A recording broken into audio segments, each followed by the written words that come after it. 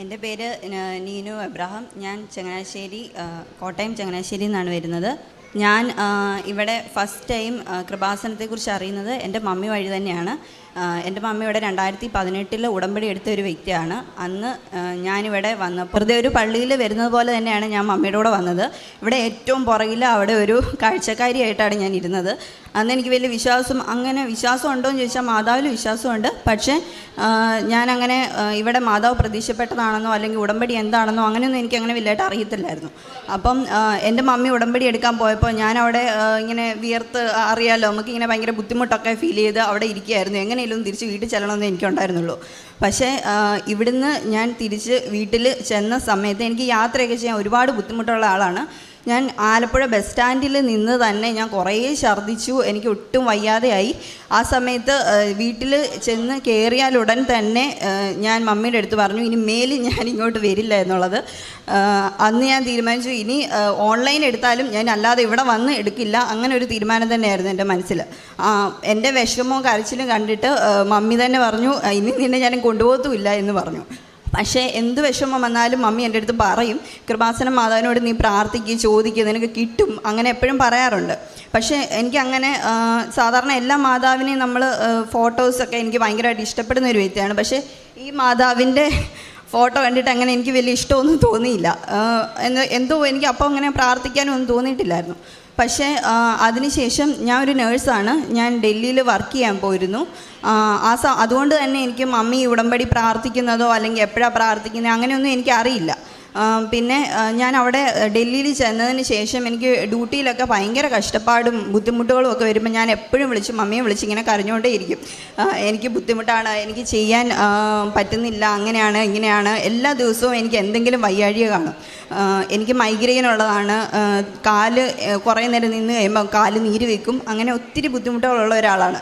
അപ്പം എല്ലാ ദിവസവും എന്തെങ്കിലും വയ്യാഴിക കാണും. അപ്പം ചിലരൊക്കെ എന്നെ കളിയാക്കി പറയും നീ നിത്യരോഗിയാണോ, നിനക്ക് എപ്പോഴും ഇങ്ങനെ അസുഖങ്ങൾ വന്നുകൊണ്ടിരിക്കുന്നതെന്ന് ചോദിക്കും. അപ്പോഴത്തേക്കും എനിക്ക് എൻ്റെ ബുദ്ധിമുട്ടറിയാം, എത്രത്തോളം ബുദ്ധിമുട്ടിയാണ് ഞാൻ നിൽക്കുന്നത്, ഡ്യൂട്ടി ചെയ്യുന്നത് എന്നുള്ളത്. പക്ഷേ മറ്റുള്ളവരങ്ങനെ പറയുമ്പോൾ അത് ഭയങ്കര വിഷമമായിരുന്നു. ആ സമയത്തൊക്കെ എൻ്റെ അവിടെ പുതുതായിട്ടൊരു കൊളീഗ് എൻ്റെ ഐസിയുയിൽ തന്നെ വർക്ക് ചെയ്യാൻ വേണ്ടി വന്നു. അപ്പം ഒരു ദിവസം ഞാനിങ്ങനെ എനിക്ക് ഒട്ടും വയ്യ, വയറുവേദനയാണ് എന്നൊക്കെ പറഞ്ഞപ്പോൾ ആ ചേച്ചി പെട്ടെന്ന് ചേച്ചിയുടെ ബാഗൊക്കെ ഇരിക്കുന്ന അവിടെ കൊണ്ടുപോയി എൻ്റെ ബാഗിൽ നിന്ന് ആൾ എനിക്ക് ഉടമ്പടിയുടെ പത്രം എടുത്ത് തന്ന് എൻ്റെ ആളുടെ കയ്യിൽ തൈലം ഉണ്ടായിരുന്നു. എൻ്റെ വയറയിലൊക്കെ കുരിശ് വരച്ച് എനിക്ക് പ്രാർത്ഥിച്ചു തന്നു. അപ്പോഴത്തേക്കും പെട്ടെന്ന് തന്നെ എൻ്റെ വയറുവേദന മാറി. അപ്പം എനിക്ക് പെട്ടെന്ന് അപ്പം ആളെന്നോട് ചോദിച്ചു നിനക്ക് അറിയാമോ കൃപാസനം മാതാവിൻ്റെ ഈ പത്രം ഈ തൈലം അവിടെ പോയി പ്രാർത്ഥിച്ച് ഇതൊക്കെ മാറുമെന്ന് പറഞ്ഞു. അപ്പം ഞാൻ വലിയ ഗമയിലൊക്കെ പറഞ്ഞു എൻ്റെ മമ്മി അവിടെ പോയി എടുത്തിട്ടുള്ളതാണ്, എനിക്കറിയാം ഇതൊക്കെ എന്നുള്ള രീതിയിൽ ഞാനിങ്ങനെ സംസാരിച്ചു. പക്ഷേ അതിനുശേഷം ആളെന്നെ എപ്പോഴും ഇങ്ങനെ അവിടെ തന്നെ പള്ളികളിലൊക്കെ കൂട്ടിക്കൊണ്ട് പോകും. എനിക്ക് ലീവുള്ള സമയത്തൊക്കെ ഞാനങ്ങനെ പള്ളിയിലൊന്നും പോകത്തില്ല. ആ സമയത്ത് ഒരു ദിവസം ലീവൊക്കെ കിട്ടുന്ന സമയത്ത് ബാക്കി പണികളൊക്കെ ചെയ്യാനുള്ള തിടുക്കമായിരിക്കും. അപ്പോഴത്തേക്കും ആളെന്നെ ഇങ്ങനെ കണ്ടിന്യൂസ് ഫോൺ വിളിച്ചുകൊണ്ടിരിക്കും, നീ പള്ളിയിൽ വാ, എൻ്റെ കൂടെ വാ എന്നൊക്കെ പറഞ്ഞ് എന്നെ വിളിക്കും. അപ്പോൾ അങ്ങനെ ചെല്ലുമ്പോഴത്തേക്കും എനിക്ക് ഭയങ്കരമായിട്ട് ശരിക്കും അത്ഭുതം തോന്നി. ചേച്ചി ഇങ്ങനെ ഓടി നടന്ന് പത്രം കൊടുക്കും. ആൾ വഴിയിലിരിക്കുന്നവർക്കെല്ലാം അവിടെ ഡൽഹി എന്നൊക്കെ പറഞ്ഞാൽ ഫുള്ളിങ്ങനെ ആൾക്കാർ റോഡിലൊക്കെ ഇങ്ങനെ ഇരിപ്പുണ്ടായിരിക്കും. ഒരു നേരത്തെ ആഹാരത്തിന് വേണ്ടി തന്നെ കൈ നീട്ടി നിൽക്കുന്ന ആൾക്കാരുണ്ട്. അപ്പോൾ അവർക്കൊക്കെ ചേച്ചി ഫുഡ് മേടിച്ച് കൊടുക്കും.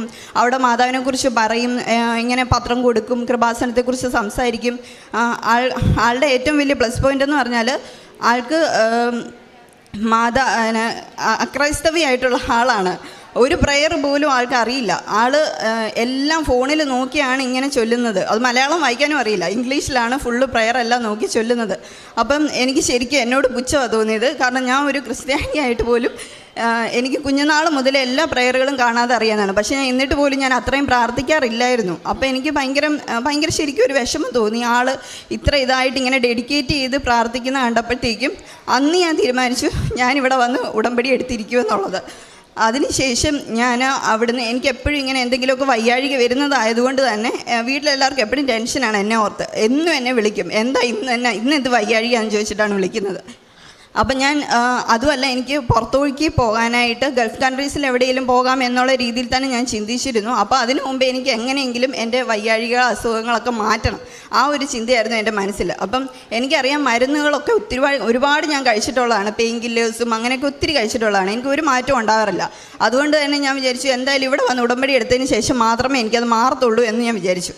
ഞാൻ റിസൈൻ ചെയ്ത് നാട്ടിൽ വന്ന് 1 വർഷം മുമ്പ് ഞാൻ വിചാരിച്ചു ഞാൻ ഓൺലൈൻ ഉടമ്പടി എടുക്കാമെന്ന്. കാരണം ഇവിടെ വന്ന ആ ഫസ്റ്റ് എക്സ്പീരിയൻസ് ഉള്ളത് കാരണം ഞാൻ മനസ്സിൽ വിചാരിച്ചു ഓൺലൈൻ ഉടമ്പടി എടുക്കാം എന്ന് വിചാരിച്ചു. അതാകുമ്പം പത്രമൊന്നും കൂടി കൊടുക്കണ്ടല്ലോ, എല്ലാവർക്കും ഇങ്ങനെ ഷെയർ ചെയ്ത് കൊടുത്താൽ പോരെ. അപ്പോൾ അങ്ങനെ ഒരു ചിന്തയിൽ ഞാൻ ഓൺലൈൻ ഉടമ്പടി എടുത്തു വെച്ചു.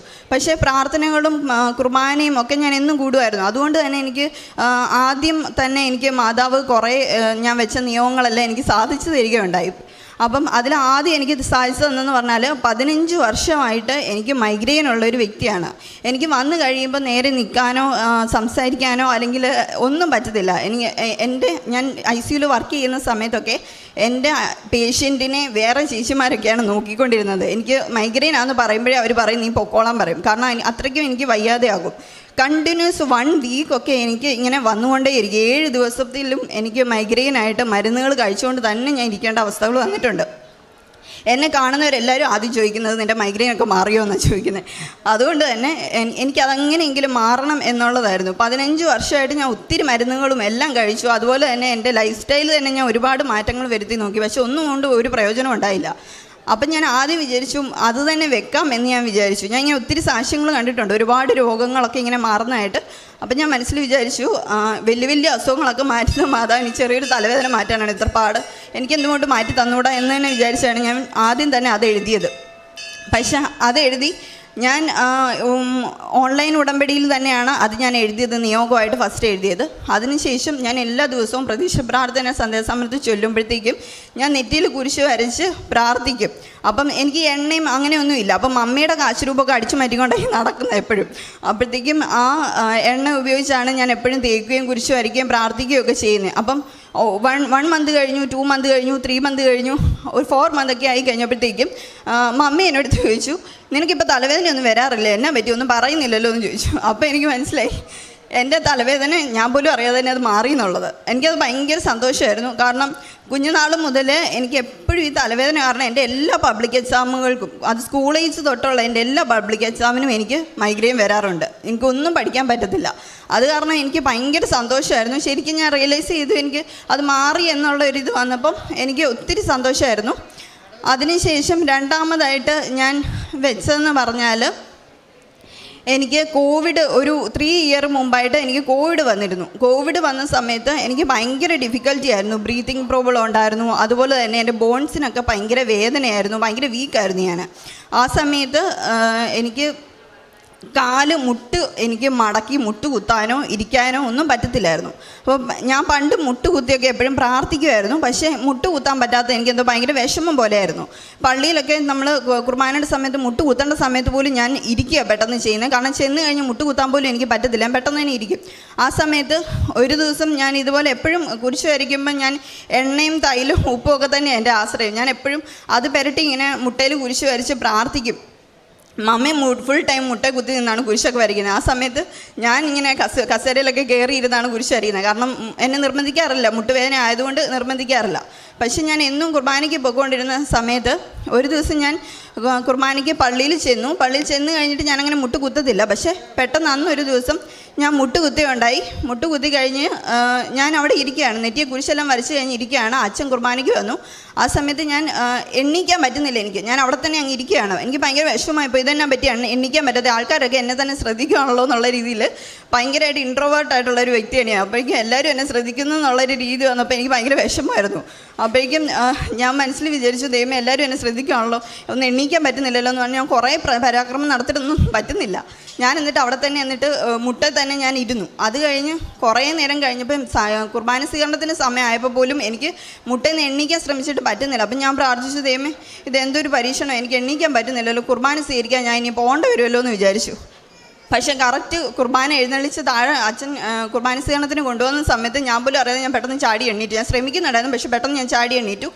അത് ഞാൻ കുർബാന സ്വീകരിച്ച് കഴിഞ്ഞിട്ട് തിരിച്ചും വന്ന് ഞാൻ മുട്ട തന്നെയാണ് നിന്നത്. അന്ന് ആദ്യമായിട്ടാണ് എൻ്റെ മുട്ടും മടങ്ങി ഞാൻ ആ 3 വർഷങ്ങൾക്ക് ശേഷം ഒന്ന് മുട്ട കുത്തി നിന്ന് കുർബാന കൂടുന്നത്. പക്ഷെ അന്ന് ആ കുർബാന കൂടിയതിന് ശേഷം ഇന്ന് ഇവിടെ നിന്ന് കുർബാന കൂടിയപ്പം വരെ ഞാൻ കുർബാനയ്ക്ക് ഫുൾ ടൈം മുട്ട കുത്തി നിന്നാണ് കുർബാന കൂടുന്നത്. അതെനിക്ക് ഭയങ്കര ഒരു അത്ഭുതമായിട്ട് തോന്നി. കാരണം ഞങ്ങളുടെ ഇടവകയിലുള്ള കുറച്ച് പിള്ളേരൊക്കെ എൻ്റെ അടുത്ത് ഇങ്ങനെ കാണുമ്പോൾ ചോദിക്കാറുണ്ട്, ചേച്ചി എന്തിനാ ഈ ഫുൾ ടൈം മുട്ട കുത്തി നിൽക്കുന്നത്, മുട്ടുവേദന എടുക്കത്തില്ലേ? അപ്പം ഞാൻ പറയും, ഇല്ല, എൻ്റെ കൃപാസന മാതാവ് എനിക്ക് മാറ്റി തന്ന അനുഗ്രഹമാണ് ആ മുട്ട കുത്തി നിൽക്കുന്നത്. അപ്പം എൻ്റെ അടുത്ത് പറയും, ചേച്ചി ഇങ്ങനെ മുട്ട കുത്തി നിൽക്കുന്ന കാരണം വീട്ടിൽ വന്നിപ്പോൾ അമ്മ എന്നെ വഴക്ക് പറയും, ആ കൊച്ചിനെ കണ്ടുപിടിക്കും ഇങ്ങനെ മുട്ടലൊക്കെ കുത്തി നിന്ന് കുർബാനയൊക്കെ കൂടുന്നത്, നീയൊക്കെ ആണെങ്കിൽ ഒന്ന് ഇരിക്കാം, ചെന്ന ഉടനെ ചാടിക്കറി ഇരിക്കുമെന്ന് പറഞ്ഞ് എന്നെ കളിയാക്കാറ്, ഇങ്ങനെ കളിയാക്കി സംസാരിക്കാറുണ്ട്. അത് കഴിഞ്ഞപ്പോഴത്തേക്കും ഇനി മൂന്നാമതായിട്ട് എനിക്ക് കിട്ടിയ അനുഗ്രഹം എന്ന് പറയുന്നത് 4 വർഷങ്ങൾ ഞാൻ കുഞ്ഞുനാൾ മുതൽ എൻ്റെ പല്ല് ഭയങ്കരമായിട്ട് പൊങ്ങി വൃത്തികേടായിട്ടായിരുന്നു ഇരുന്നിരുന്നത്. മറ്റുള്ളവർക്ക് അറിയാം, അത് പല്ല് ഭയങ്കരമായിട്ട് പൊങ്ങിയിരിക്കുമ്പോൾ നമുക്ക് മറ്റുള്ളവരുടെ മുമ്പിൽ പോയി നിന്ന് സംസാരിക്കാൻ ആ ഒരു കോൺഫിഡൻസ് ഒന്നും കാണത്തില്ല. പ്രത്യേകിച്ച് ഇങ്ങനെ ഫ്രണ്ടിലൊക്കെ പോയി നിൽക്കാൻ പേടിയുള്ളത് കൊണ്ട് എപ്പോഴും പുറകോട്ട് വലിഞ്ഞ് നിൽക്കുന്ന ഒരു ക്യാരക്ടറായിരുന്നു. അതുകൊണ്ട് തന്നെ എല്ലാവരും ഇങ്ങനെ എപ്പോഴും പല്ല് പൊങ്ങി എന്നൊക്കെ വരെ വിളിച്ച് കളിയാക്കിയിട്ടുണ്ട്. അപ്പോഴേക്കും ഞാൻ മനസ്സിൽ വിചാരിച്ചിരുന്നു, എല്ലാവരെയും പോലെ തന്നെ പല്ലിൽ കമ്പിയിട്ട് താക്കാം, അത് കഴിയുമ്പം നല്ല വൃത്തിയാവുമല്ലോ എന്നൊക്കെ മനസ്സിലിങ്ങനെ വിചാരിച്ചു. പക്ഷേ ഞാൻ ഫസ്റ്റ് കൊണ്ട് ഇട്ടപ്പോൾ തന്നെ എൻ്റെ അടുത്ത് ഡോക്ടർ പറഞ്ഞു 1 ഇയർ മതി, അതിനുള്ളിലെല്ലാം ശരിയാവും എന്നൊക്കെ പറഞ്ഞു. സാധാരണ എല്ലാവരുടെയും പോലെ തന്നെ പല്ലിന് താഴുമല്ലോ എന്ന് വിചാരിച്ചു. പക്ഷേ അവിടെ ചെന്ന് 1 ഇയറായി, 2 ഇയറായി, 3 ഇയറായി, 4 ഇയറായിട്ട് ഒരു മാറ്റവും ഇല്ല. ഇട്ടതിനേക്കാളും വൃത്തികേടായിട്ടാണ് എൻ്റെ പല്ല് വന്നുകൊണ്ടിരുന്നത്. കാരണം 4 പല്ലെടുത്ത് അതിൻ്റെ ഗ്യാപ്പ് കൊണ്ട്, അതുകൂടാതെ ഭയങ്കര വൃത്തികേടായിട്ടാണ് ഇരുന്നത്. വാ അടയ്ക്കാൻ തന്നെ എനിക്ക് ബുദ്ധിമുട്ടായിരുന്നു. അതുപോലെ ഞാൻ ബുദ്ധിമുട്ടിയിട്ടുണ്ട്. എൻ്റെ ഒത്തിരി ഡോക്ടർമാരെ ഞാൻ കാണിച്ചു, 2, 3, 4 ഡോക്ടർമാരെ കാണിച്ചു. അതിൻ്റെ കൂട്ടത്തിൽ തന്നെ ഓരോരുത്തരും ഓരോ ട്രീറ്റ്മെൻറ്റ് പറയും. 1 വർഷം ഒരു ഡോക്ടറാണെങ്കിൽ ട്രീറ്റ്മെൻറ്റ് ഒന്നും ശരിയാവാത്ത കാരണം ഞാൻ മാറ്റി വേറെ ഡോക്ടറിൻ്റെ അടുത്ത് പോകും. ഇത് തന്നെയായിരുന്നു സ്ഥിരം പരിപാടി. എൻ്റെ കയ്യിൽ നിന്ന് ഇഷ്ടം പോലെ കാശ് അതിൻ്റെ പേരിൽ പോയിട്ടുണ്ട്. അപ്പം ആദ്യമൊക്കെ എന്നെ എല്ലാവരും വഴക്ക് പറയുമായിരുന്നു, നീ മര്യാദയ്ക്ക് പ്രോപ്പറായിട്ട് കെയർ ചെയ്യാത്തതുകൊണ്ടോ അല്ലെങ്കിൽ കാണിക്കാത്തതുകൊണ്ടോ അങ്ങനെ ഇങ്ങനെയെന്നൊക്കെ. പക്ഷേ ഡോക്ടർമാരെല്ലാവരും തന്നെ പറയുന്നത് ഒരു കാര്യമായിരുന്നു, നിൻ്റെ മസിൽസിനൊന്നും ഒരു മൂവ്മെൻറ്റും ഇല്ല, മോണയിലെ ഒരു മസിൽസിനും മൂവ്മെൻ്റ് ഇല്ല, അതുകൊണ്ടാണ് അങ്ങനെ മാറ്റം വരാത്ത, എന്ത് ചെയ്തിട്ട് ഒരു കാര്യമില്ലെന്ന് പറഞ്ഞു. കാരണം ഓൾറെഡി കുറേ പ്രൊസീജിയറുകളെല്ലാം ചെയ്തിട്ടുണ്ട്, പക്ഷേ എന്നിട്ട് ഒരു മാറ്റവും ഇല്ല. അത് പോരാഞ്ഞിട്ട് ഓരോ പ്രൊസീജിയറുകൾ ചെയ്യുമ്പോഴും എൻ്റെ വായ്ക്കകം മൊത്തം പൊട്ടും, അൾസർ വരും. അത് പോടാതെ എൻ്റെ വായ്ക്കകത്തെ തൊലി മൊത്തം പോകും. അത് കാരണം എനിക്ക് ഒരു വക ഫുഡ് പോലും കഴിക്കാൻ പറ്റത്തില്ല. 4 വർഷമായിട്ട് ഞാൻ കട്ടിയുള്ള ഒരു ആഹാരവും കഴിക്കില്ല. കഞ്ഞി അങ്ങനെയുള്ള ചെറിയ ചെറിയ ആഹാരങ്ങളൊക്കെ മാത്രമാണ് ഞാൻ കഴിച്ചുകൊണ്ടിരുന്നത്. മറ്റുള്ളവർ കഴിക്കുമ്പോൾ ശരിക്കും ഞാൻ നോക്കി നിന്നിട്ടുണ്ട്. വേണമെന്നൊന്നും പറയത്തില്ലെങ്കിലും എനിക്ക് ഭയങ്കര വിഷമം തോന്നിയിട്ടുണ്ട്, കഴിക്കാൻ പറ്റത്തില്ലല്ലോ എന്ന് ഓർത്തിട്ട്. പക്ഷേ ഞാൻ ഇവിടെ വന്ന് ഉടമ്പടി എടുത്തതിന് ശേഷം ഞാൻ വെച്ച ഒരു നിയോഗമാണ്, ഞാൻ ഗൾഫ് കൺട്രീസിലോട്ട് പോകുന്നതിന് മുമ്പേ എൻ്റെ പല്ലിലെ ക്ലിപ്പ് എനിക്ക് മാറ്റി കിട്ടണം എന്നുള്ളത്.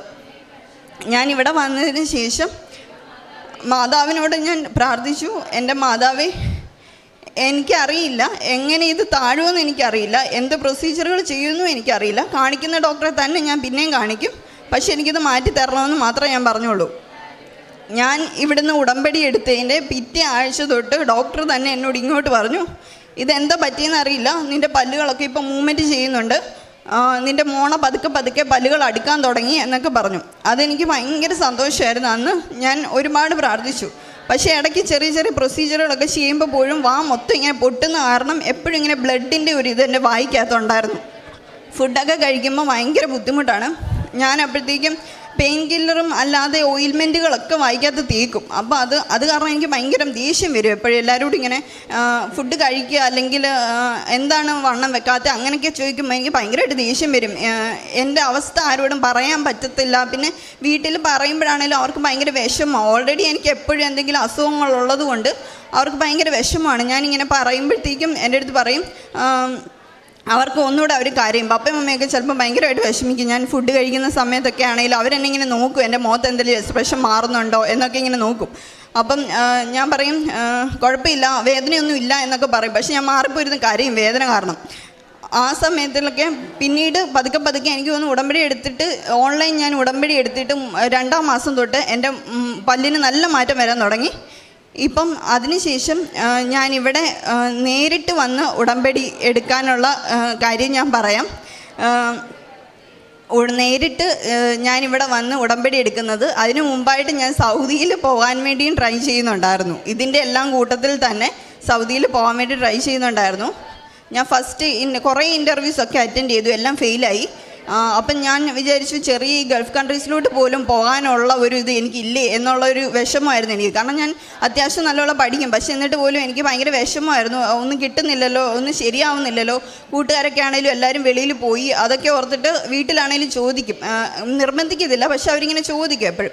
അപ്പോഴത്തേക്കും ഞാൻ വിചാരിച്ചു ഇൻ്റർവ്യൂ, എൻ്റെ ചേച്ചി എൻ്റെ അടുത്ത് പറഞ്ഞു, നീ മാതാവിൻ്റെ ഉടമ്പടി കാശ് രൂപമായിട്ട് ഇൻ്റർവ്യൂവിന് പോകും, നിനക്ക് ഉറപ്പായിട്ടും ഇൻ്റർവ്യൂ കിട്ടുമെന്ന് പറഞ്ഞു. അപ്പം ഞാൻ വിചാരിച്ചു ഉടമ്പടി കാശ് അത് ആദ്യ സമയത്തൊക്കെ ആയിരുന്നു. ഉടമ്പടി ഞാൻ ഓൺലൈൻ എടുത്തതിന് ശേഷമായിരുന്നു. ഞാൻ കാശ് രൂപമായിട്ട് പോകും, പക്ഷേ പാസ്സാവത്തില്ല. പക്ഷെ അതെന്താണെന്ന് ചോദിച്ചാൽ എനിക്ക് ഉടമ്പടി കാശ് രൂപം കൊണ്ട് പാസ്സാകുമോ അങ്ങനൊരു ചെറിയൊരു തോട്ട് എൻ്റെ കയ്യിലുണ്ടായിരുന്നു. കാരണം നമ്മൾ നല്ലപോലെ പറയണ്ടേ, ഇൻ്റർവ്യൂവിന് നമ്മൾ വാ തുറന്ന് പറയാതെ നമുക്കെങ്ങനെ ഇൻ്റർവ്യൂ കിട്ടുന്നതെന്നൊരു തോട്ട് എൻ്റെ മനസ്സിൽ എവിടെയോ കിടപ്പുണ്ടായിരുന്നു. പക്ഷേ അതിനുശേഷം എന്നോട് മമ്മി പറഞ്ഞു, നിനക്ക് എവിടെയൊക്കെ ഒരു വിശ്വാസം ചെറുതായിട്ടൊരു കുറവുണ്ട്, അതുകൊണ്ടായിരിക്കും ചിലപ്പം പൂർണ്ണമായിട്ടും അതങ്ങോട്ട് സാധിക്കാത്തതെന്ന് പറഞ്ഞു. അപ്പോഴത്തേക്കും എനിക്ക് തോന്നി ശരിയായിരിക്കും, കാരണം എവിടെയോ എന്തോ ഒരു എൻ്റെ കഴിവുകൊണ്ട് ചിലപ്പോൾ കിട്ടുമായിരിക്കും എന്നൊരു തോന്നൽ എൻ്റെ മനസ്സിലുണ്ടായിരുന്നത് കൊണ്ടായിരിക്കും.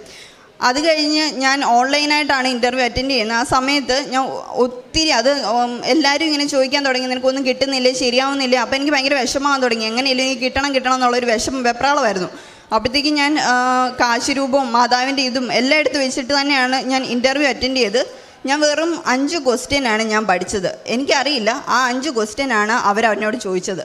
ആ 5 ക്വസ്റ്റ്യന് 5ാമത്തേൻ്റെ ആൻസർ ഞാൻ പറഞ്ഞുകൊണ്ടിരിക്കുന്ന സമയത്ത് അവരെൻ്റെ അടുത്ത് അവരിങ്ങനെ അടുത്തത് ചോദിക്കാൻ വേണ്ടി ഇങ്ങനെ തയ്യാറാകുന്ന പോലെ ഇങ്ങനെ തോന്നി. അപ്പം ഞാൻ വിചാരിച്ചു, മാതാവേ എനിക്ക് 5 ക്വസ്റ്റ്യൻ ആ പടം ഞാൻ റെഫർ ചെയ്തിട്ട് പോലും ഉള്ളൂ, ഞാൻ ഒരു നേഴ്സായിട്ട് പോലും ബാക്കിയൊക്കെ തന്നെ കയ്യിൽ നിന്നിട്ട് പറയാം എന്നുള്ള രീതിയിൽ ഞാൻ ഇരിക്കുകയായിരുന്നു. അപ്പം 5ാമത്തെ ക്വസ്റ്റ്യൻ ആൻസർ പറഞ്ഞുകൊണ്ടിരിക്കുന്ന സമയത്ത് തന്നെ ഞാൻ മാതാവിനോട് പറഞ്ഞു, മാതാവ് ഇനി എന്തെങ്കിലും ചോദിച്ചാൽ ഞാൻ ഒന്നും പറയില്ല, കാരണം എൻ്റെ മൈൻഡ് മൊത്തം ബ്ലാങ്ക് ആയിട്ടിരിക്കുക, എന്നെ പറയേണ്ടത് എനിക്ക് അറിയില്ല എന്ന് പറഞ്ഞു. ആ സമയത്ത് 5ാമത്തെ ക്വസ്റ്റ്യൻ കഴിഞ്ഞ് 6ാമത്തെ ക്വസ്റ്റ്യനിലോട്ട് അവർ അടുത്ത ആൾ 2 പേരാണ് എൻ്റെ ഇൻ്റർവ്യൂ ചെയ്തത്. ഒരാൾ എന്നോട് 6ാമത്തെ ക്വസ്റ്റ്യൻ ചോദിക്കാൻ വേണ്ടി തുടങ്ങിയപ്പോൾ ഉടനെ അടുത്ത ആൾ എന്നോട് പറഞ്ഞു, ഓക്കെ നീനു ബൈ, ശരി എന്ന് പറഞ്ഞു. അപ്പം ഞാൻ വിചാരിച്ചു ഇതെന്നെ പറ്റി, പെട്ടെന്ന് ഞാൻ പറഞ്ഞുകൊണ്ടിരിക്കുന്നതിനിടയ്ക്ക് അവർ വെച്ചിട്ട് പോയെന്ന് വിചാരിച്ചു. 5 മിനിറ്റ് കഴിഞ്ഞപ്പോഴത്തേക്കും എനിക്ക് കോള് വന്നു, എന്നെ ഇൻ്റർവ്യൂവിന് സെലക്ട് ചെയ്തു എന്നും പറഞ്ഞിട്ട്. അതെനിക്ക് ഭയങ്കര സന്തോഷമുള്ളൊരു കാര്യമായിരുന്നു. കാരണം പഠിച്ചിട്ട് എനിക്ക് കിട്ടാഞ്ഞ ഇൻ്റർവ്യൂ പഠിക്കാതെ എനിക്ക് കിട്ടിയെന്നുള്ളൊരു സന്തോഷമായിരുന്നു എനിക്ക്. അതിനുശേഷം ഞാൻ എക്സാമിനൊക്കെ ആണെങ്കിലും ഭയങ്കരമായിട്ട് ടെൻഷനും വെപ്രാളും ഉള്ളൊരു കൂട്ടത്തിലാണ്. അപ്പോഴത്തേക്കും എക്സാമിന് പോകുന്ന സമയത്തൊക്കെ ആണെങ്കിലും എൻ്റെ ചേച്ചി പറയും, ആൾ ഉടമ്പടി ഒന്നും എടുത്തിട്ടില്ല, പക്ഷെ ഭയങ്കര വിശ്വാസമാണ്, ഇന്നിവിടെ ഉടമ്പടി എടുക്കാൻ വേണ്ടി വന്നിട്ടുണ്ട്. അപ്പോഴത്തേക്കും എൻ്റെ അടുത്ത് പറയും, നീ ഉപ്പിട്ട് ഒക്കെ പ്രാർത്ഥിക്കുന്ന നമ്മൾ ഇങ്ങനെ സാക്ഷ്യത്തിനകത്തൊക്കെ ഞാൻ ഒത്തിരി കേട്ടിട്ടുണ്ട്. അപ്പോൾ എൻ്റെ ചേച്ചി ഇങ്ങനെ പറഞ്ഞു തരും, നീ അങ്ങനെ ചെയ്യണം ഇങ്ങനെ ചെയ്യണം എന്നൊക്കെ പറഞ്ഞു തരും. കാരണം എനിക്ക് അങ്ങനെയൊക്കെ ചെയ്താൽ ഇനി എന്തെങ്കിലും പ്രശ്നമുണ്ടോ അങ്ങനെയൊക്കെ ഞാൻ ചിന്തിക്കുന്ന ഒരു കൂട്ടത്തിലാണ്. അപ്പോഴേക്കും അതുകൊണ്ട് എൻ്റെ അടുത്ത് പറയും, നീ ധൈര്യമായിട്ട് കാശുരൂപം കയറ്റിക്കോ, അല്ലെങ്കിൽ ധൈര്യമായിട്ട് ഉപ്പിട്ട് പ്രാർത്ഥിച്ചോ അങ്ങനെയൊക്കെ പറയും എൻ്റെ അടുത്ത്. അപ്പോഴത്തേക്കും ഞാൻ എക്സാം ഹോളിൽ ഒരാഴ്ച മുമ്പ് വരെ ഞാൻ എക്സാമിന് ഭയങ്കര പഠിത്തമൊക്കെ ആയിരുന്നു. പക്ഷേ എക്സാമിന് ഒരാഴ്ച മുമ്പ് ഞാൻ ഒരു സ്വപ്നം കണ്ടു. സ്വപ്നത്തിൽ മാതാവ് എന്നോട് പറയുകയുണ്ടായി, ഞാൻ ഫെയിലാവുമെന്ന്, എക്സാമിന് ഞാൻ തോറ്റു പോകുമെന്ന്. അപ്പം അങ്ങനെ സ്വപ്നം കണ്ടതുകൊണ്ട് എനിക്ക് ഒരു ഇതായിരുന്നു, ഞാൻ എന്തായാലും ഫെയിലാവുമല്ലോ, പിന്നെ എന്തിനാ ഞാൻ പഠിക്കുന്നേ എന്നുള്ളൊരു രീതിയായിരുന്നു. അപ്പോൾ ആ ഒരു 1 വീക്ക് ഞാൻ ഒരക്ഷരം പഠിക്കാതെ ഇങ്ങനെ തുള്ളിച്ചാടി നടക്കുമായിരുന്നു വീട്ടിൽ കൂടി.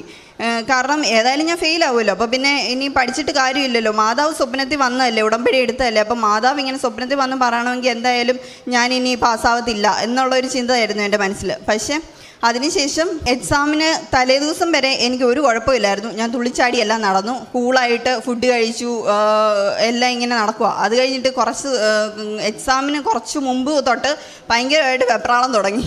അപ്പോഴത്തേക്കും ഞാൻ എക്സാം സെൻറ്ററിന് മുമ്പ് എൻ്റെ അപ്പയും ഞാനും കൂടാണ് എക്സാമിന് പോയത്. അപ്പോൾ അപ്പ എൻ്റെ അടുത്ത് പറഞ്ഞു, നീ എന്തിനാ പെട്ടെന്ന് വെപ്രാളപ്പെടുന്നതെന്ന് ചോദിച്ചു. ഞാൻ പറഞ്ഞു, നീ എല്ലാം പഠിച്ചിട്ടില്ലേന്ന് ചോദിച്ചു. ഞാൻ പറഞ്ഞു, പഠിച്ചിട്ടൊക്കെ ഉണ്ട് എന്നുള്ള രീതിയിൽ തന്നെ ഇങ്ങനെ നിന്നു. അത് കഴിഞ്ഞപ്പോഴത്തേക്കും ഞാൻ അവിടെ ചെന്നപ്പോഴത്തേക്കും അകത്ത് കയറി ചെന്നപ്പോഴത്തേക്കും അവിടെ ഇങ്ങനെ കുറേ പുസ്തകങ്ങളൊക്കെ എക്സാം ഹോളിൻ്റെ ഫ്രണ്ടിലായിട്ട് ഇങ്ങനെ വെച്ചിട്ടുണ്ട്, ഇങ്ങനെ വായിക്കാനൊക്കെ ആയിട്ട്. അപ്പം ആദ്യം ഞാൻ കാണുന്നത് കൃപാസനത്തിലൊരു പത്രം അവിടെ ഇരിക്കുന്നതായിട്ടാണ്, മാതാവിൻ്റെ ഒരു ഫോട്ടോ ഉള്ള ഒരു പത്രം അവിടെ ഇരിക്കുന്നതായിട്ടാണ് ഞാൻ കാണുന്നത്.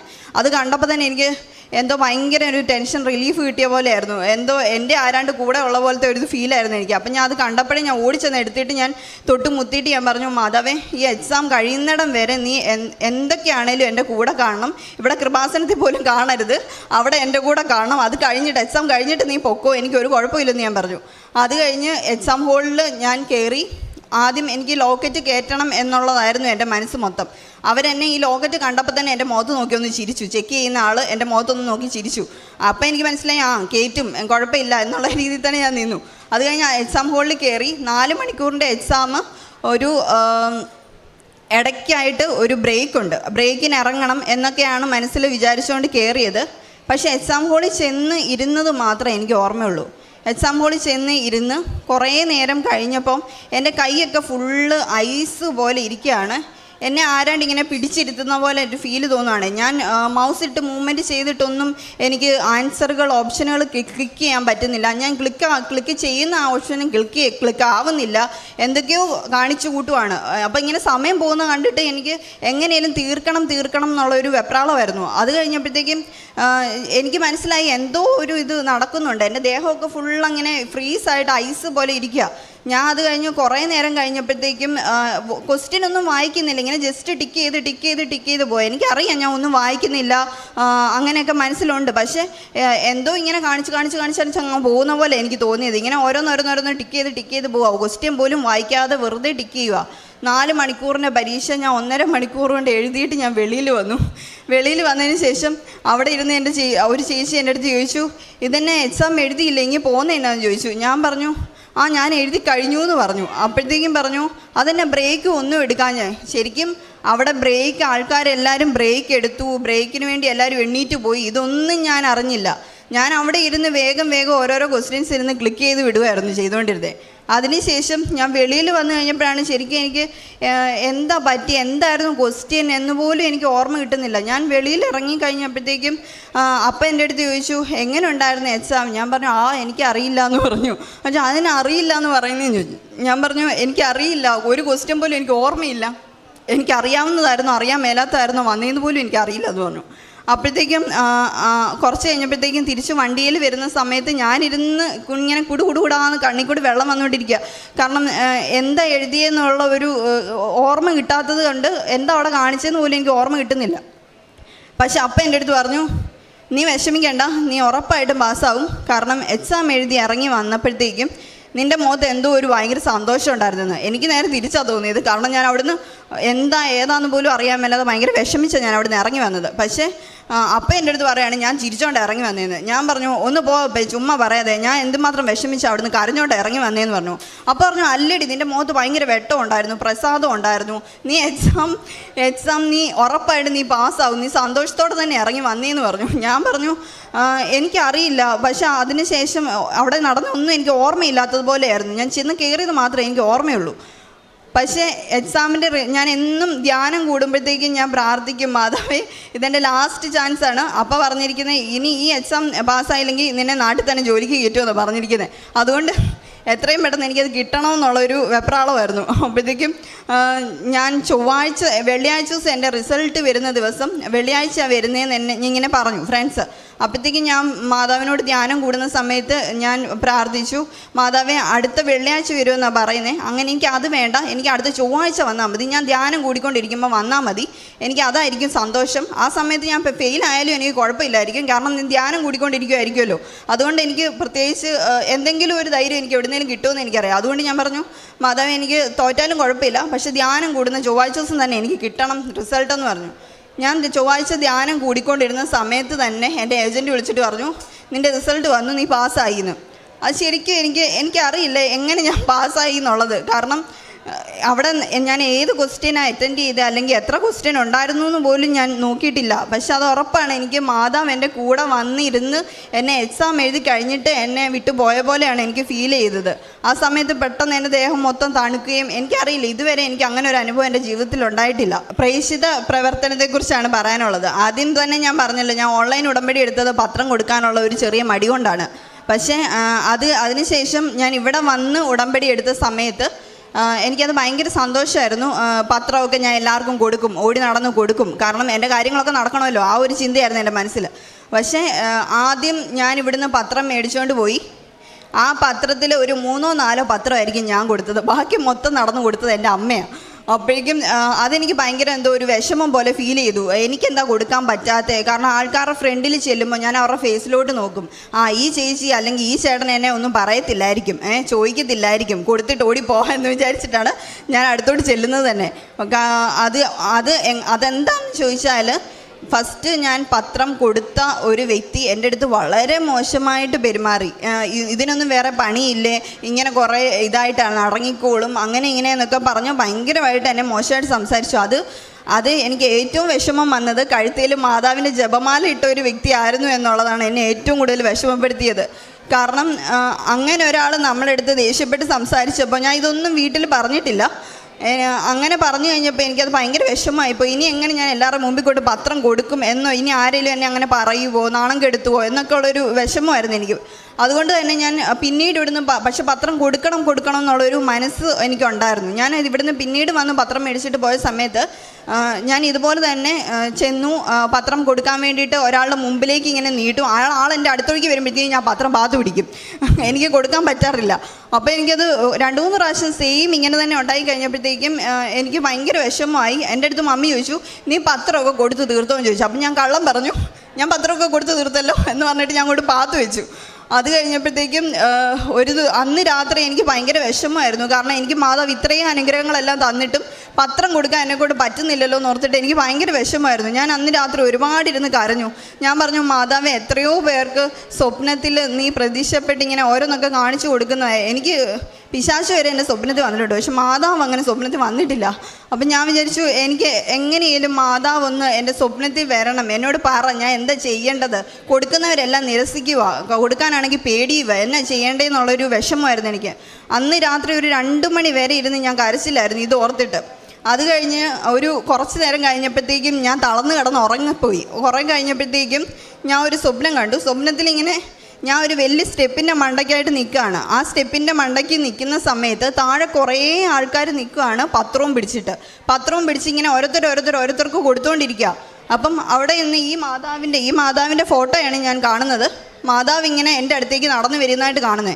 എൻ്റെ അടുത്തേക്ക് നടന്നു വന്നിട്ട് പറഞ്ഞു, നീ എന്താ അവിടെ നിൽക്കുന്നത്, ഇങ്ങനെ ഇറങ്ങി വരാൻ പറഞ്ഞു. അപ്പോഴേക്കും ഞാൻ പതുക്കെ മടിച്ച് പത്രം കൈ പിടിച്ചുകൊണ്ട് ഇങ്ങനെ ഇറങ്ങി വരിക. അപ്പം മാതാവ് എന്നോട് പറഞ്ഞു, നീ എന്താ പത്രം കൊടുക്കാത്തേ, ബാക്കി എല്ലാവരും കൊടുത്തല്ലോ എന്ന് പറഞ്ഞു. ഞാൻ പറഞ്ഞു, ഞാൻ കൊടുത്തിട്ട് ആരും മേടിക്കുന്നില്ല മാതാവേ, ഞാൻ എന്നാ ചെയ്യണ്ടേ? കൊടുക്കുന്നവരാണെങ്കിൽ ഇങ്ങനെ ദേഷ്യപ്പെട്ട് സംസാരിക്കുന്നത് കാരണം എനിക്ക് കൊടുക്കാൻ ഒരു പേടിയാന്ന് പറഞ്ഞു. അപ്പോൾ മാതാവ് എൻ്റെ അടുത്ത് പറഞ്ഞു, നീ വിഷമിക്കണ്ട, നീ ഏത് പത്രം, ഇനി ആർക്ക് നീ പത്രം കൊടുക്കുന്നോ അവർ നിൻ്റെ കയ്യിൽ നിന്ന് സന്തോഷത്തോടെ മേടിച്ചിരിക്കുമെന്ന് പറഞ്ഞു.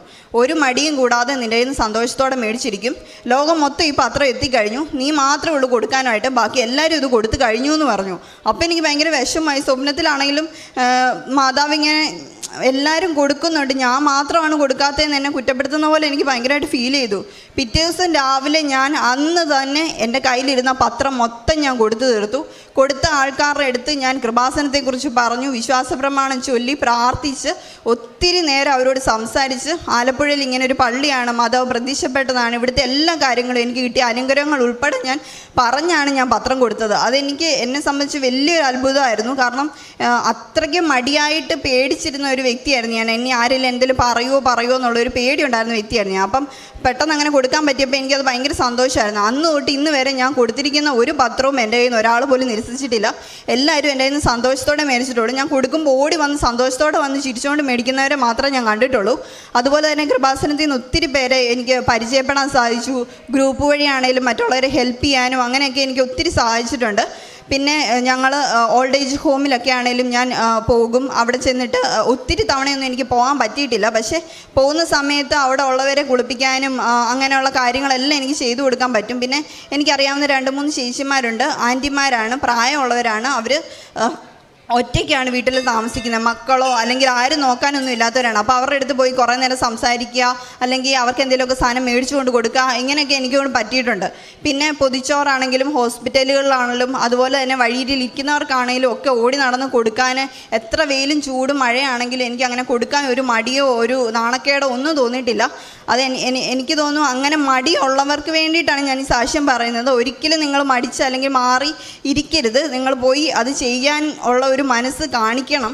കാരണം ഉടമ്പടി എടുത്തതിന് ശേഷം നമുക്ക് അനുഗ്രഹങ്ങൾ കിട്ടുന്നില്ല എങ്കിൽ നമ്മൾ എന്തെങ്കിലും കുറവുകൾ കാണും. അത് മാതാവിനോട് തന്നെ ചോദിക്കുവാണെങ്കിൽ മാതാവ് നമുക്ക് പറഞ്ഞു തരും എന്ത് കുറവുകൊണ്ടാണ് നമ്മുടെ കാര്യങ്ങൾ സാധിക്കാത്തത്, അല്ലെങ്കിൽ നമ്മുടെ നിയോഗങ്ങൾ സാധിച്ച് കിട്ടാത്തത്. നിയോഗങ്ങൾ മാത്രമല്ല, ആത്മീയമായിട്ട് ഒരുപാട് മാറ്റങ്ങൾ എൻ്റെ ലൈഫിൽ ഉണ്ടായിട്ടുണ്ട്. കാരണം കുർബാനയ്ക്ക് തന്നെ ഞാൻ പോകുമ്പോൾ എൻ്റെ സൺഡേ സ്കൂൾ ജീവിതത്തിൽ 1 2 പഠിക്കുമ്പോൾ ഞാൻ ഏറ്റവും ഫ്രണ്ടിൽ പോയിരുന്ന് കുർബാന കൂടിയിട്ടുള്ളത്. അതിനുശേഷം ഏറ്റവും പുറകിൽ നിന്ന് പള്ളിയിൽ കുർബാന കൂടുന്ന ഒരു വ്യക്തിയാണ് ഞാൻ. എവിടെ പോയാലും ഏത് പള്ളി പോയാലും ഏറ്റവും പുറകിൽ പോയി നിന്ന് കുർബാന കൂടുന്ന വ്യക്തിയാണ്. പക്ഷേ ഉടമ്പടി എടുത്തതിന് ശേഷം എനിക്കറിയില്ല, എന്നെ എല്ലാത്തിൽ നിന്നും ആരോ മുമ്പോട്ട് വലിക്കുന്നതായിട്ട് എനിക്കൊരു ഫീൽ ചെയ്യാൻ തോന്നിയിട്ടുണ്ട്. ഇവിടെ നിന്ന് സാക്ഷ്യം പറയുന്നത് തന്നെ എനിക്ക് വലിയൊരു അത്ഭുതമാണ്. കാരണം 4 പേരുടെ മുമ്പിൽ നിന്ന് എൻ്റെ പേര് പറയാൻ പറഞ്ഞ് എൻ്റെ കൈയും കാലും വിറയ്ക്കുമായിരുന്നു. അത്രയ്ക്ക് പേടിയുള്ളൊരു വ്യക്തിയായിരുന്നു ഞാൻ. പക്ഷേ എനിക്ക് ഒത്തിരി സന്തോഷമുണ്ട് ഇത്രയും ആൾക്കാരുടെ മുമ്പിൽ നിന്ന് എൻ്റെ സാക്ഷ്യം നിങ്ങളെല്ലാം കേട്ടുകൊണ്ടിരിക്കുന്നു പറയുമ്പോൾ തന്നെ എനിക്കത് വലിയൊരു അനുഗ്രഹമായിട്ടാണ് തോന്നുന്നത്. പത്രം കൊടുക്കാനാണെങ്കിലും അതുപോലെ തന്നെ ജപമാല, ഞാൻ ഒരു ജപമാലയൊക്കെ കുരിശ് വരയ്ക്കുമ്പോൾ ചൊല്ലുന്നതിന് വളരെ ബുദ്ധിമുട്ടിയാണ് ചൊല്ലി തീർക്കുന്നത്. പക്ഷേ ഇപ്പം എനിക്ക് 1 നില 2 നില 3 നില 4 നില എത്ര ചൊല്ലാൻ പറ്റുന്നു അത്രയും ഞാൻ ചൊല്ലും എന്നുള്ള രീതിയിലാണ്. ബൈബിൾ ആണെങ്കിലും അതുപോലെ തന്നെ എനിക്ക് കണ്ടിന്യൂസ് ആയിട്ട് ഇങ്ങനെ വായിക്കാൻ ഭയങ്കര ഇഷ്ടമാണ്. എപ്പോഴും ഇങ്ങനെ വായിച്ചുകൊണ്ടിരിക്കുക. എനിക്ക് എന്ത് മറുപടി വേണമെങ്കിലും ബൈബിളിലൂടെ മാതാവ് തരും. ആദ്യമൊക്കെ എനിക്ക് വായിക്കുമ്പോൾ ഒന്നും മനസ്സിലാകില്ല. വായിച്ചു കഴിയുമ്പോൾ ഞാൻ തന്നെ ചോദിക്കാറുണ്ട്, ഇതിനർത്ഥം എന്താ, ഇതെന്നെ ഈ ബൈബിളിൽ എഴുതിയിരിക്കുന്നത് എന്നൊക്കെ ഞാൻ മനസ്സിൽ വിചാരിച്ചിട്ടുണ്ട്. പക്ഷേ ഇപ്പം ഏത് വചനം, എത്ര കട്ടിയുള്ള വചനങ്ങൾ വായിച്ചാലും എനിക്ക് മനസ്സിലാവും ദൈവം അല്ലെങ്കിൽ ഇപ്പം എൻ്റെ കൃപാസന അമ്മ എന്നോട് എന്താണ് പറയാൻ ആഗ്രഹിക്കുന്നത്, ഞാൻ എന്താണ് അതിനുള്ള മറുപടി എന്നുള്ളത് ഞാൻ ചോദിച്ച എന്ത് കാര്യത്തിനും ഞാൻ ബൈബിളിലൂടെയാണ് ചോദിച്ചുത്തരം നേടുന്നത്. എന്നെ സംബന്ധിച്ച് എൻ്റെ ജീവിതത്തിൽ ഒരുപാട് മാറ്റങ്ങൾ വന്നത് ഇവിടെ വന്ന് ഉടമ്പടി എടുത്തതിന് ശേഷമാണ്. എൻ്റെ ഫ്രണ്ട് ഒരാളുണ്ട്, ഇതുപോലെ തന്നെ എടുക്കാൻ ബുദ്ധിമുട്ടായിട്ടിരിക്കുന്ന ഒരു വ്യക്തിയുണ്ട്. ആളും എക്സാം പാസ്സാവണേന്ന് ഞാൻ പ്രാർത്ഥിച്ചു. സെയിം അതുപോലെ തന്നെ ഞാൻ ഉടമ്പടി ലാസ്റ്റ് പുതുക്കിയ സമയത്ത് ഞാൻ വെച്ചത് ആൾ പാസ്സാവണേന്നായിരുന്നു. ഞാൻ വീട്ടിൽ ചെന്നപ്പോൾ തന്നെ അറിഞ്ഞു ആൾ പാസ്സായി എന്നുള്ളത്. അതും എന്നെ സംബന്ധിച്ച് വലിയൊരു അനുഗ്രഹമാണ്. കാരണം ഇപ്പം നേരത്തെ പോലെയല്ല, ഉടമ്പടിയും ഞാൻ ചെയ്യുന്ന ഓരോ കാര്യങ്ങൾ കൊണ്ടായിരിക്കും ചിലപ്പം അപ്പം തന്നെ എനിക്ക് മാതാവ് അതിന് അനുഗ്രഹങ്ങൾ തരാൻ തുടങ്ങി. അച്ഛൻ പറയുന്ന പോലെ ഒരു തവണ ഉടമ്പടി വർക്ക് ചെയ്ത് തുടങ്ങിക്കഴിഞ്ഞാൽ പിന്നെ നമ്മൾ പറയുന്നതല്ല, നമ്മൾ മനസ്സിൽ ചിന്തിക്കുന്നതിനപ്പുറം മാതാവ് നമുക്ക് തന്ന് അനുഗ്രഹിക്കും. എൻ്റെ ഈശോയ്ക്കും മാതാവിനും എനിക്കിവിടെ നിന്ന് സാക്ഷ്യം പറയാൻ പറ്റിയതിനും എല്ലാത്തിനും ഒരുപാട് നന്ദി. ശുദ്ധമ്മയുടെ മധ്യസ്ഥതയിൽ തൻ്റെ വ്യക്തിപരമായ ജീവിതത്തിൽ ലഭിച്ച വളരെ വ്യക്തതയോടുകൂടിയ സാക്ഷ്യങ്ങളാണ് ഇപ്പോൾ ഈ മകൾ കുറച്ച് സമയം എടുത്തു തന്നെ പറഞ്ഞത്. അതിൽ നിങ്ങൾ കേൾക്കുമ്പോൾ തന്നെ അതിൽ ഒരു ബോധ്യമുണ്ടെന്നുള്ള കാര്യം വ്യക്തമാണ്. കാരണം അത് അവസാനം പറയുന്നുണ്ട് വ്യക്തിപരമായിട്ട് അതിലൊരു അനുഭവമുണ്ട്. അതിലേറെ പ്രത്യേകിച്ച് സാക്ഷ്യം ആരംഭിക്കുന്നത് ഡൽഹിയിൽ പരിചയപ്പെട്ട ഒരു അക്രൈസ്തവയായിട്ടുള്ള ഒരു വ്യക്തിയിൽ നിന്നാണ്. യഥാർത്ഥ ക്രിസ്ത്യൻ പ്രാർത്ഥനകൾ അറിയാത്ത, പക്ഷേ മാതാവിനെക്കുറിച്ചും ഉടമ്പടിയെക്കുറിച്ചും ഉടമ്പടി തൈലമൊക്കെ എടുത്ത് പ്രാർത്ഥിക്കുന്നതിനെക്കുറിച്ചും ബോധ്യമുള്ളൊരു വ്യക്തിയിൽ നിന്നാണ് സാക്ഷ്യം ആരംഭിക്കുന്നതും. അവസാനം ഈ ഒരു പത്രപ്രേക്ഷിത പ്രവർത്തനത്തിനെക്കുറിച്ച് മാതാവ് തന്നെ നേരിട്ട് ഒരു സ്വപ്നത്തിലൂടെ പറഞ്ഞു എന്നുള്ളതാണ് ഈ മകളുടെ ഈ ഉടമ്പടിയുടെ ഒരു പ്രചോദനിപ്പിക്കുന്ന ഒരു സാക്ഷ്യം എന്ന് പറയുന്നത്. അപ്പം ആ ബോധ്യത്തിലാണ് പറയുന്നത്, ഉടമ്പടിയിൽ എന്തെങ്കിലും കുറവുകളുണ്ടെങ്കിൽ അത് മാതാവിനോട് തന്നെ ചോദിക്കണം, മാതാവ് തന്നെ അത് പറഞ്ഞു തരുമെന്ന് പറയുന്നത് വ്യക്തിപരമായ അനുഭവത്തിൽ ലഭിച്ച ഇത്രയും അനുഭവങ്ങളുടെ വെളിച്ചത്തിലാണ്. ഇതിലൊരു അനുഭവം പോലും നമുക്ക് മാറ്റിവെക്കാനായിട്ടില്ല എല്ലാ കാര്യത്തിലും. അത് വർഷങ്ങളോളം ബുദ്ധിമുട്ടിക്കൊണ്ടിരുന്ന മൈഗ്രെയിൻ തലവേദന തൊട്ട് മുട്ടിൻ്റെ വേദന തൊട്ട്, പക്ഷേ ഓരോ പ്രാവശ്യവും അതിനൊക്കെ ഒരു കൃതജ്ഞതയുള്ളൊരു മനസ്സെപ്പോഴും കൂടെയാണ്. അത് ഈ കുർബാന മുഴുവൻ മുട്ടൂത്തി നിൽക്കുക എന്നൊക്കെ പറയണത് അത് ദൈവം നൽകിയതാണിത്. അപ്പോൾ ദൈവത്തിന് മുമ്പിലാണ് ഞാനത് ചെയ്യേണ്ടതെന്നൊക്കെയുള്ളൊരു വിശ്വാസത്തിൻ്റെ ബോധ്യമുണ്ട്.